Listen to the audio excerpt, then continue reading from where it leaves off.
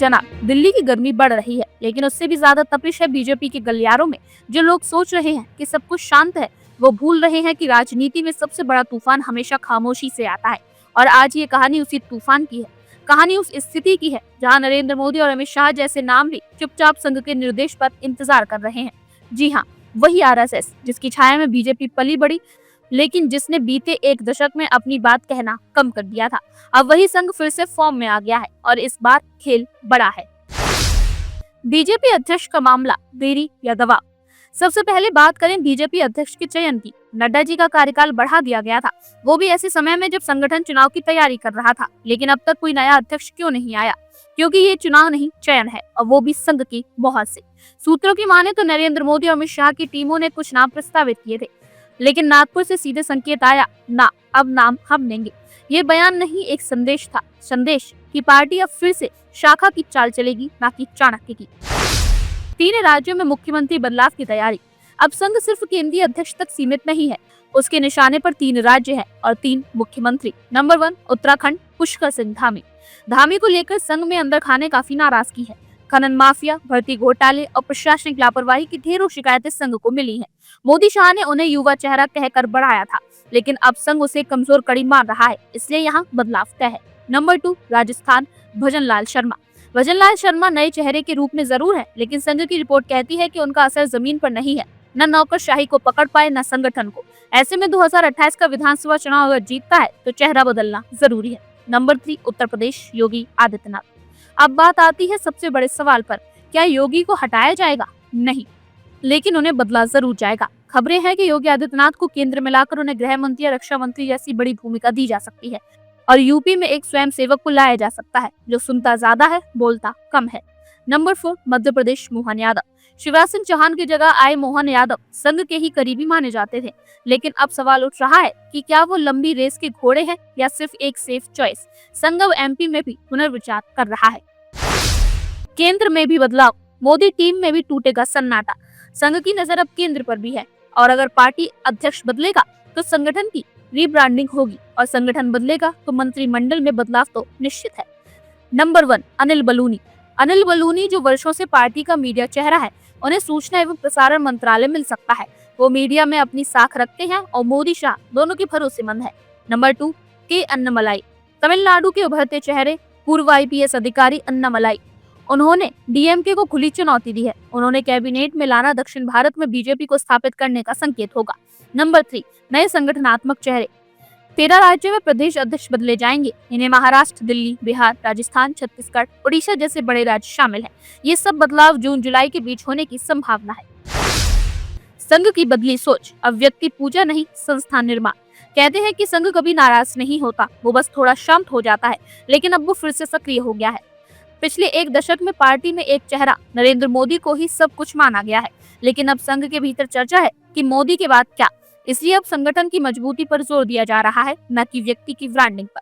संघ अब उन चेहरों को सामने लाना चाहता है जो जमीन से आए हैं, आदर्शवादी हैं और सबसे बड़ी बात, अनुशासित हैं। क्या आएगा संघ का पुराना चेहरा वापस? संजय जोशी। बीजेपी के गलियारों में एक नाम फिर से गूंज रहा है, संजय जोशी। एक समय में नरेंद्र मोदी के सबसे बड़े विरोधी रहे संजय जोशी को संघ हमेशा पसंद करता था। अब जब संगठन और सरकार में संतुलन की बात हो रही है, तब एक पुराना और आजमाया हुआ चेहरा ही संघ के लिए सुरक्षित विकल्प है। अगर संघ उन्हें संगठन में कोई बड़ी भूमिका देता है तो ये एक सीधा संकेत होगा कि मोदी युग धीरे धीरे बंद हो रहा है और संघ युग दोबारा लौट रहा है। ये सिर्फ बदलाव नहीं, सत्ता की नई व्याख्या है। बीजेपी के अंदर जो कुछ भी हो रहा है वो सिर्फ एक राजनीतिक फेरबदल नहीं है, वो सत्ता के केंद्र में बैठे संतुलन के बिगड़ने और फिर से बनाने की प्रक्रिया है। संघ अब कह रहा है, अब बहुत हुआ, पार्टी हमारी है, सरकार भी हमारी है, लेकिन फैसले अब भी वही लोग कर रहे हैं जो शाखा से नहीं, सिर्फ सत्ता से जुड़े हैं। अब सत्ता का चक्र एक बार फिर शाखा के पास लौट रहा है। तो दोस्तों तैयार रहिए, ये जो चुपचाप हो रही हलचलें हैं ना, ये झंझावात बने, और जो समझते हैं कि बीजेपी में कुछ नहीं बदला, उन्हें आने वाला महीना चौंका देगा। संघ सिर्फ आइडिया नहीं, एक्शन में है, और जब संघ एक्शन में होता है तो पूरी राजनीति की दिशा बदल जाती है। राज्य अध्यक्षों का मामला, 13 राज्यों की प्रतीक्षा। बीजेपी की सबसे बड़ी समस्या यह है कि 13 राज्यों के प्रदेश अध्यक्षों का फैसला अटका हुआ है। यह सिर्फ एक संगठनात्मक समस्या नहीं है, बल्कि यह पार्टी के अंतर्गत गंभीर असहमति और विचारों का संघर्ष भी है। जब तक राष्ट्रीय अध्यक्ष का नाम तय नहीं होगा, तब तक ये निर्णय भी ठहरे रहेंगे। पार्टी में हर स्तर पर दबाव है कि यह निर्णय जल्द किए जाएं, क्योंकि जब तक यह निर्णय नहीं होंगे तब तक राज्य स्तर पर पार्टी की गतिविधियां सही तरीके से संचालित नहीं हो सकती। इन 13 राज्यों में हर एक के कुछ राज्यों की गहरी असंतुष्ट आवाजें हैं।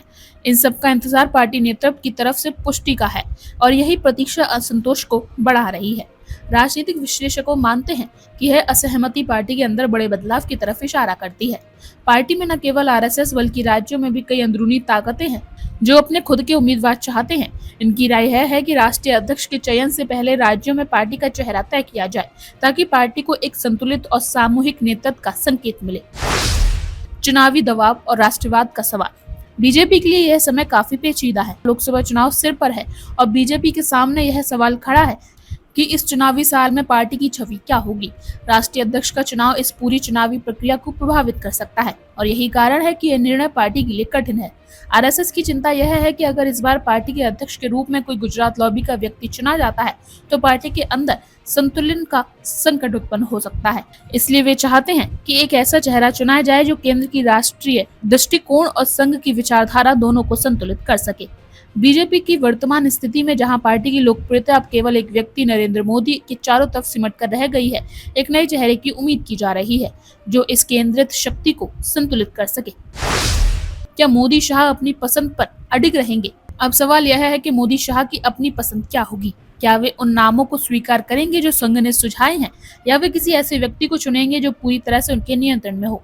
कुछ अंदरूनी सूत्र यह दावा करते हैं कि मोदी और शाह दोनों की नजरों में पार्टी का अध्यक्ष वही होना चाहिए जो उनके दृष्टिकोण का पालन करे और संघ के नामों के प्रति उनकी प्रकृति ना हो।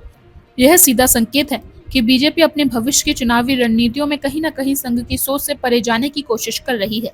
यह स्थिति तनावपूर्ण है क्योंकि संघ की एक और ताकतवर शाखा यह चाहती है कि मोदी और शाह द्वारा चुने गए किसी भी नाम के लिए संघ के विचारों को अनदेखा न किया जाए।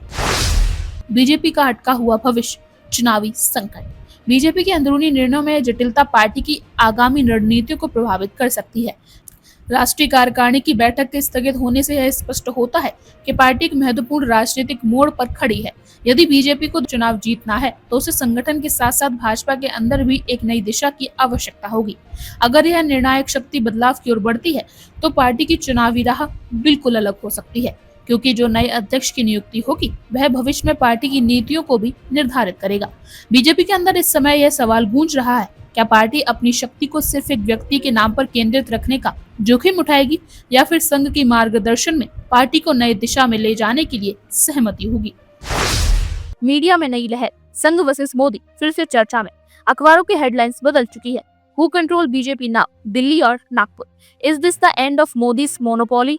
Sanjay Joshi, RSS secret weapon against Gujarat lobby. राजनीतिक विश्लेषकों का कहना है 2025 की गर्मी में असली चक्रवात अब शुरू हो रहा है।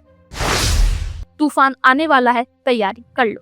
तो प्यारे दर्शकों, ये कहानी कोई साधारण राजनीति की कहानी नहीं है। ये है शक्ति के केंद्र को बदलने की कहानी। जहां एक दशक तक हर फैसले दिल्ली में होते थे, अब वो नागपुर में होंगे। जहां मोदी है तो मुमकिन है चलता था, अब संघ है तो संभव है शुरू हो जाएगा।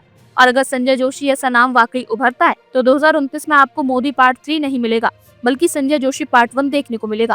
जहां चेहरा नहीं चरित्र चलेगा, जहां प्रचार नहीं संगठन चलेगा, जहां चौकीदार नहीं स्वयंसेवक चलेगा। तो भाइयों और बहनों, अब अगली बार कोई आपसे पूछे बीजेपी का अगला अध्यक्ष कौन होगा तो मुस्कुराकर कहिए मोहन भागवत बताएंगे, मोदी नहीं। और अगर कोई कहे 2029 में फिर मोदी, तो कहिए पहले देखिए संघ किसे तैयार कर रहा है। और आप हमसे जुड़े रहने के लिए सब्सक्राइब करें YouTube पर, फॉलो करें Twitter पर और लाइक करें Facebook पर। और ज्यादा जानकारी के लिए आपको टाइप करना होगा सिर्फ न्यूज नशा।